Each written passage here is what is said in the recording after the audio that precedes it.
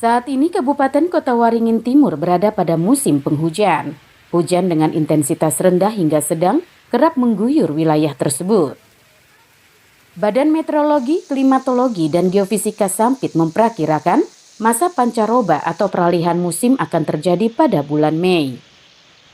Sementara untuk musim kemarau, diperkirakan melanda Kota Waringin Timur secara bertahap mulai bulan Juni.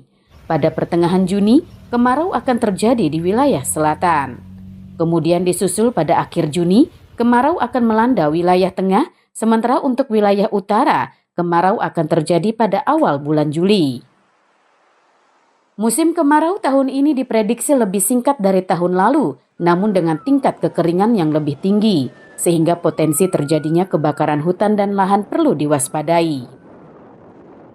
Berdasarkan perakiraan musim kemarau tahun 2025 untuk daerah Kota Waringin Timur, kita memperkirakan untuk di wilayah selatan Kota Waringin Timur itu sekitar diperkirakan di Juni Dasarian 2. Terus untuk di Kotim bagian tengah itu di Juni Dasarian 3. Nah di utara Kotim itu di Juli Dasaran 1. Jadi tiga wilayah ini berbeda awal musim kemaraunya seperti itu.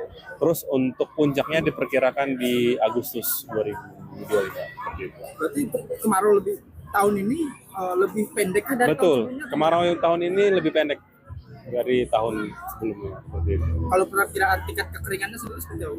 Kalau tingkat kekeringannya walaupun pendek masih berpotensi terjadi kebakaran seperti itu.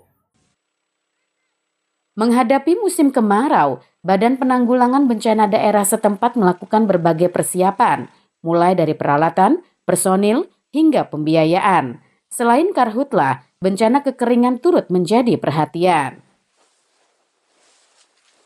Secara 3P, peralatan, personil, dan pembiayaan kami siapkan.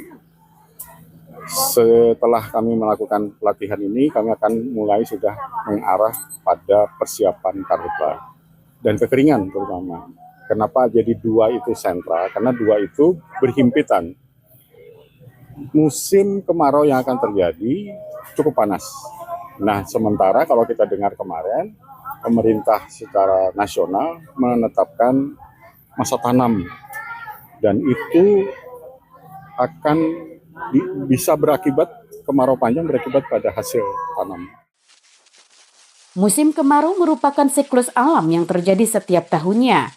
Pada masa tersebut, karhutlah menjadi bencana yang sering terjadi di Kota Waringin Timur.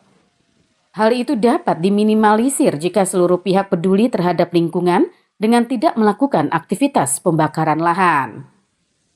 Mashud Badarudin, Hayat TV.